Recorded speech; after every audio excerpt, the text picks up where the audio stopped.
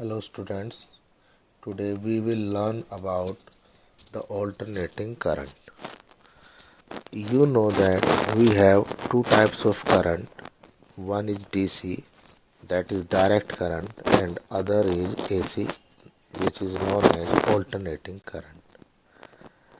DC sometimes also referred as steady current because it does not change its value with time.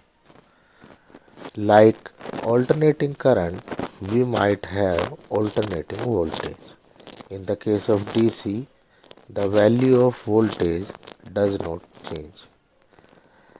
But in the case of AC, we have instantaneous value of current or voltage at every moment of time. What does it mean? If you take a cell and draw current or voltage from the cell, you would see that there would be no change in the voltage or current during a very specific time. It will be the same. Suppose that the voltage of the cell is 1.5 volt, it would be remain 1.5 volt for a short duration of time. Of course, after some time it would be dropped a little, but we can say that the voltage from the cell is constant. It does not change with the time. But in the case of AC, the voltage or current, that is alternating current or alternating voltage, changes its value at every moment of time. You would have different value of AC or AV, that is alternating voltage. So it will be very easy for us to differentiate between the alternating current and the direct current. In India, we have 50 Hz and 220 volt power supply in our household. It means that AC has 50 cycles in a second. In a cycle, it will have two peaks and two zeros. Means if we see a bulb, it will be off and on 100 times in a second. But as you know that our eyes are not so much sensitive, so we cannot see this at our own. We understand that AC changes its value 0 to peak, peak to 0 in a cycle. As you see on your screen, we have formula for alternating voltage, and we have written that an AC apart from ohmic resistance can also be controlled by inductors and capacitors. So as you have already studied about the inductors and capacitors, capacitors are used to store the charge and inductors also can store charge, but there is some difference between two of them. So actually they are main component of the AC. We can control the AC by using means of resistance, capacitance and the inductance. So if we write the alternating voltage in form of formula, we can write as you can see on your screen, we can write epsilon is equal to epsilon naught sine omega t. Actually we can write here V is equal to V naught sine omega t because as you know epsilon representing the voltage.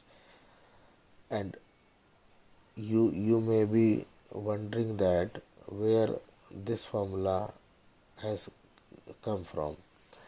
You already learnt about the AC generator, and you know that according to Lenz law, when there is change in magnetic flux with respect to time, we would have an induced EMF in the coil linked flux. So as per the Lenz law, we can say that the induced EMF will be epsilon is equal to minus differentiation of the flux, that is minus d phi over dt, and by replacing the value of phi, which is NBA cos omega t, we would have d by dt of NBA cos omega t. And you know that NBA, all three are constant, where n is number of turns in the coil. You know, we can take coil which have number of turns n. B is magnetic field, which is also constant in our case, and A is area. Area is also constant. We can take all three out from the differentiation, so we would have only cos omega t, which we have to differentiate. After differentiating cos omega t, we would have minus omega sin omega t. So replacing this value, we would have the induced EMF epsilon is equal to NBA omega sin omega t. So this is known as instantaneous value of voltage. What does it mean? It means that at every instant of time it would change its value. So if we replace NBA omega, that is all constant term, with epsilon naught, that is epsilon naught is equal to NBA omega, and epsilon naught, why we change it? Because the peak value of sin omega t will be plus or minus 1. That is, this value can be referred as the peak value. So we would have the exact formula epsilon is equal to epsilon naught sin omega t. And if R is the total resistance, we can calculate the current. So current would be according to Ohm's law. You know that V is equal to IR, and I will be V upon R, and here we are taking V as epsilon. So we would have I is equal to epsilon upon R, that is epsilon naught sin omega t upon R, and we can write epsilon naught upon R as I naught. So we would have I is equal to, so we have calculated the instantaneous value of voltage and current, as you can see two formula on your screen. Now we want to calculate the average value or mean value of AC over a cycle. So we can take I is equal to I naught sin omega t and can put the different values of t. If we put at right hand side of this equation as t is equal to 0, we would have I naught sin omega 0, sin omega t would be reduced to 0. We would have I naught sin 0, and the value of sin 0 would be 0. That means the instantaneous value of I would be 0. After that, we can put the value of small t as t by 4, that is quarter of cycle. As you can see, if we put t is equal to t by 4, the instantaneous value of the alternating current would be a p. Again, we put t is equal to t by 2, that is half of the cycle. You can see in the graph we would have the instantaneous current as 0. Again, we can put the t is equal to 3t by 4, that is at the time of 3/4 cycle, the value of instantaneous current also a peak. And again, putting t is equal to capital T, that is at the end of the cycle, again we would have the value of instantaneous current as 0. All this you can already know if you remember the topic of AC generator in your NCERT book. It is very easy to understand that at different orientation of the coil you would have different value of the instantaneous current or voltage. So it is a simple sine graph or sine curve, and sine curve is a very characteristics. It has two peaks and two zeros as we have already discussed, and the peak value or maximum value as referred as I naught or omega naught. Now we want to calculate the average or mean value of AC over a cycle. Why average value? Because as you can see that in a complete cycle we have half of the curve at the positive side of the and half of the curve at the negative side. So at a glance we can say that the total value of AC would be 0 in a complete cycle. Let us calculate it. That is, we want to calculate the average value of alternating current in a complete cycle. So in a complete cycle, AC has positive value in first half cycle and equal negative value in the next half cycle. Hence the average or mean value of AC over a cycle is 0. Mathematically we can also calculate it. As you can see on your screen, we have average value of I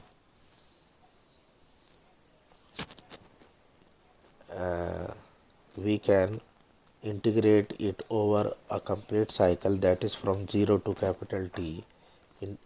Inside the integration we would have I, that is I naught sine omega t, and I naught, as you know, that is a constant, so we would only have sine omega t inside the integration, and after integration of sine omega t we would be learning that this value would reduce to 0. That means over a complete cycle average or mean value of AC would be a 0.